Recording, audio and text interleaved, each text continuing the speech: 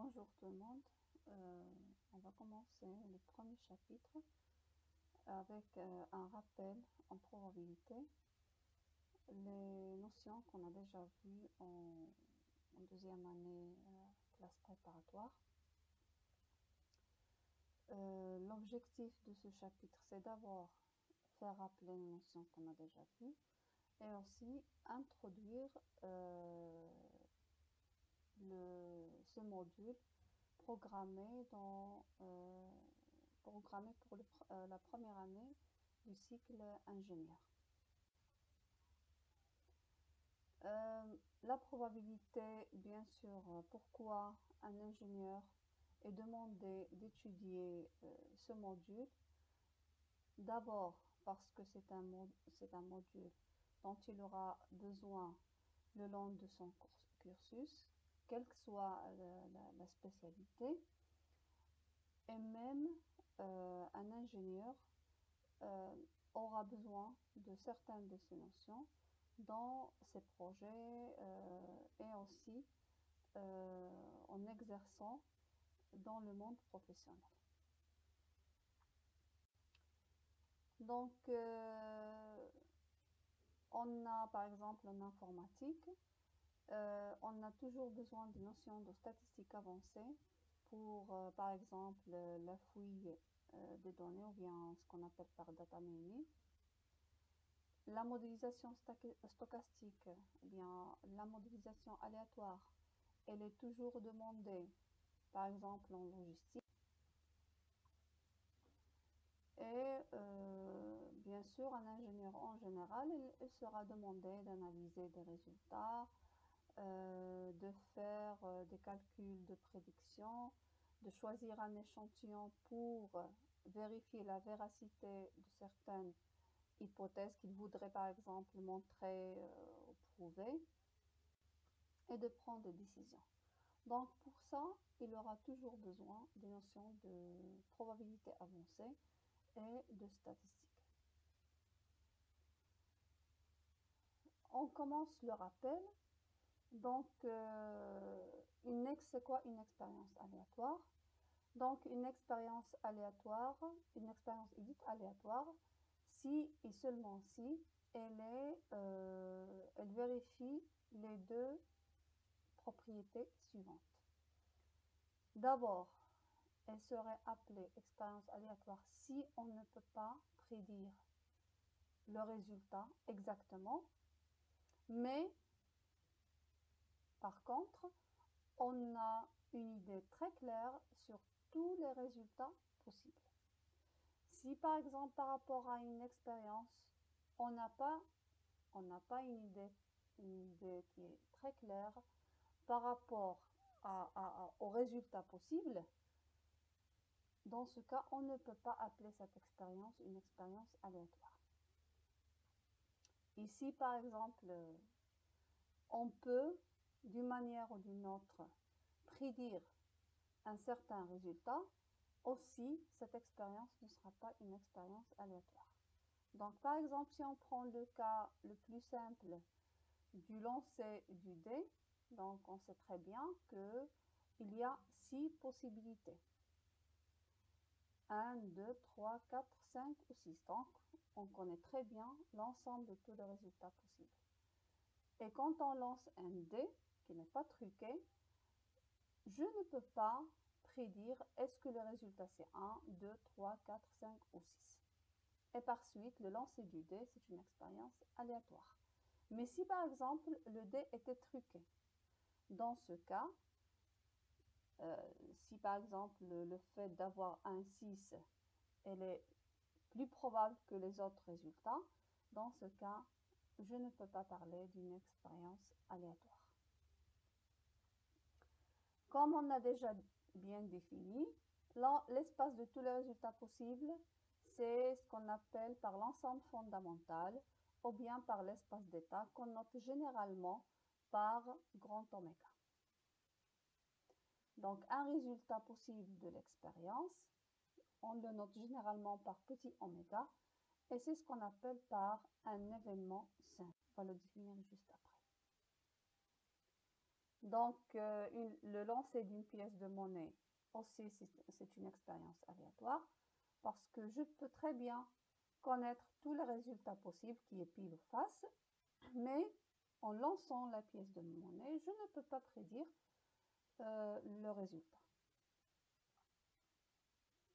Le lancer du dé, on en a déjà parlé. Attendre, par exemple, l'arrivée d'un autobus qui arrivera entre 4h et 4h15. Aussi, je sais très bien que l'autobus va arriver entre 4h et 4h15. Donc, tous les résultats possibles, je les connais, mais je ne sais pas, je ne suis pas certaine quand est-ce qu'il va arriver. Donc, est-ce que c'est à 4h pile, à 4h05, à 4h10 et ainsi de suite. Donc, attendre l'arrivée d'un autobus est aussi une expérience aléatoire. Donc, l'ensemble fondamental ici, c'est oméga qui est à 0,15. Maintenant, on va définir un événement aléatoire. Donc, un événement aléatoire, c'est tout événement associé à une expérience aléatoire qui est définie sur un ensemble fondamental. Donc, supposons qu'on lance une pièce de monnaie 3 fois. Les événements suivants, par exemple, obtenir face au premier lancé. Donc, on sait très bien que lancer une pièce de monnaie 3 fois, l'ensemble fondamental, c'est quoi? C'est toutes les possibilités. Pile, pile, face, face, face, pile, et ainsi de suite. Mais l'événement obtenir face au premier lancé est défini par les événements simples suivants. C'est face, pile, pile, face, pile, face, face, face, pile et face, face, face. Aussi, obtenir un nombre de faces supérieur ou égal au nombre de piles. Donc voilà, c'est l'événement composé de 4 événements simples qui sont face, face, pile, face, pile, face, pile, face, face et 3 faces. Attendre l'autobus moins de 5 minutes. Ça aussi, c'est un événement simple qui est inclus dans l'ensemble fondamental et qui est défini par l'intervalle 0,5. On va faire maintenant un petit rappel sur le calcul combinatoire. Dont sont des notions dont on aura besoin juste après. Bien sûr, on doit définir d'abord c'est quoi une p-liste. Donc, une p-liste, c'est une suite d'éléments d'un ensemble E. Et le P revient au nombre d'éléments que contient cette liste. Donc, ces éléments peuvent être distincts ou non. Et on définit aussi une disposition. Donc, une disposition, c'est une collection d'éléments. De même, pour une p-liste, c'est une collection d'éléments, sauf que le nombre des éléments est prédéfini. Alors que dans une disposition contient un nombre d'éléments qui est inférieur ou égal à n. Donc, dans une disposition, ils peuvent être formés d'éléments distincts ou non, comme par rapport à l'ordre, soit l'ordre compte ou bien l'ordre ne compte pas. Supposons qu'on a par exemple K ensemble E1 jusqu'à EK, et dans chaque ensemble, on a par exemple un nombre d'éléments. Qu'on va noter bien sûr le nombre d'éléments d'un ensemble, c'est son cardinal. Si je veux calculer toutes les possibilités en choisissant de chaque ensemble une seule possibilité, et si dans chaque ensemble, la possibilité de chaque ensemble dépend de l'ensemble suivant, dans ce cas, le nombre de résultats possibles se calcule par le principe de multiplication. Et c'est quoi? C'est la multiplication des cardinaux de ces ensembles, c'est-à-dire le cardinal de E1 multiplié par le cardinal jusqu'à le cardinal de EK. On pourrait bien sûr définir ce principe de multiplication en utilisant les séquences d'étapes. comme cité ici dans cette diapositive. Donc, on a plusieurs étapes, par exemple, état 1, état 2 jusqu'à état K.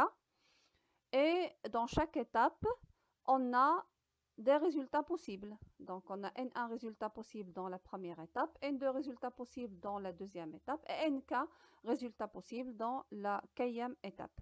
Et chaque résultat de chaque étape dépend, le choix d'un résultat dépend du choix d'un autre résultat qui appartient à une autre séquence d'étapes.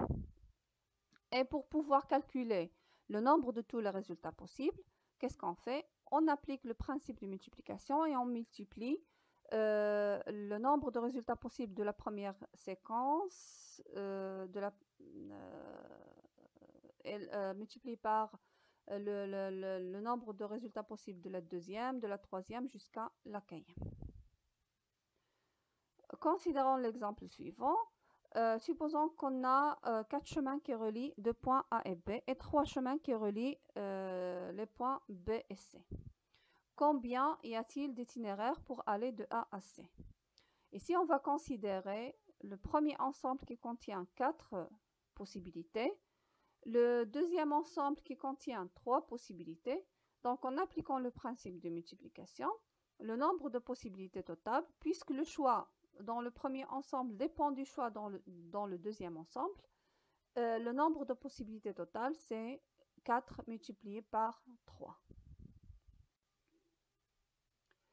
Supposons maintenant que dans un ensemble à n éléments, on voudrait choisir P éléments, mais qui sont distincts, et tels que l'ordre compte. Par exemple, supposons que E contient les lettres A, B, C, D. Et on voudrait choisir 3 lettres de E et on cherche le nombre de toutes les possibilités. Donc ici, les éléments sont distincts, c'est-à-dire on ne peut pas compter le résultat A à B, où le A est répété 2 fois. Et l'ordre compte, c'est-à-dire que le résultat ABC est différent du résultat CBA. Pour pouvoir calculer toutes les possibilités, l'année dernière, on avait utilisé l'arbre pour justifier ce calcul. Vous pouvez revenir au cours et voir l'explication.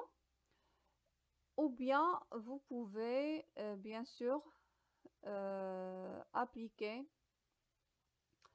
l'arrangement. Donc ici, on a l'arrangement, dans cet exemple, c'est l'arrangement de 3 parmi 4.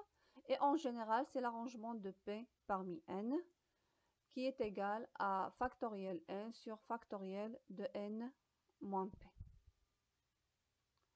Considérons l'exemple suivant. Supposons qu'on a un groupe de 18 filles et un autre groupe de 13 garçons et on voudrait former un comité exécutif de 4 membres, tel que l'un des 4 membres va occuper le poste de président, le deuxième vice-président, le troisième secrétaire et le quatrième trésorier. De combien de façons peut-on former ce comité s'il n'y a pas de contrainte? Supposons qu'on a choisi un comité formé par exemple des 4 membres Ali, Hassan, Fatima et Nadia. Bien sûr, ici les éléments sont distincts, on n'a pas de doute, mais on va se demander est-ce que l'ordre compte? Donc si Ali occupe le poste de président, Hassan le poste de vice-président, Fatima celui de secrétaire et Nadia celui de trésorier. Est-ce que c'est le même comité exécutif tel que c'est Hassan qui est président, Ali vice-président, Fatima trésorier et Nadia secrétaire? Non. Donc avec les mêmes éléments, une fois on change les postes, on crée un nouveau résultat. Et puisqu'on a créé un nouveau résultat, donc le nombre de toutes les possibilités, c'est l'arrangement de 4 parmi 18 plus 13. Maintenant, si les postes de président et de secrétaire doivent être occupés par une fille et les autres postes par un garçon. Donc ici, de l'ensemble des filles, on va choisir 2 postes et de l'ensemble des garçons, on va choisir 2 postes. Donc ici, on a 2 ensembles, E1 et E2. Avec E1, c'est l'ensemble des filles et E2, l'ensemble des garçons. Est-ce que l'ordre compte? Bien sûr, l'ordre compte puisqu'on a 2 postes qui sont affectés à l'ensemble E1 et 2 postes qui sont affectés à l'ensemble E2. Donc l'ordre compte pour E1 et l'ordre compte pour E2. Et le choix dans E1 dépend des choix dans E2. Et par suite, on va appliquer le principe de multiplication. Donc le nombre de possibilités de choix de 2 filles pour les postes président et secrétaire, c'est l'arrangement de 2 parmi 18. Et le nombre de possibilités de choix des autres postes dans l'ensemble des garçons, c'est l'arrangement de 2 parmi 13. Et en appliquant le principe de multiplication, c'est A2 parmi 18 multiplié par A2 parmi 13. Et voilà. Si on reste dans le même contexte, c'est-à-dire le choix des éléments, tous les éléments sont distincts. Mais l'ordre ne compte pas. Par exemple, on voudrait choisir un comité sans prendre en considération les postes. C'est un comité qui va représenter ses étudiants. Par exemple, on va choisir Ali, Hassan, Fatima et Nadia. On n'a pas de poste. Donc, on va dire la liste ou bien cette disposition Ali, Hassan, Fatima et Nadia, elle est égale à la disposition Hassan, Fatima, Ali, Nadia ou la disposition Nadia, Ali, Hassan, Fatima parce qu'on n'a pas de poste à affecter. Et dans ce cas, on dit que l'ordre ne compte pas. Puisque l'ordre ne compte pas, on ne va plus utiliser l'arrangement, mais c'est la combinaison de P parmi N.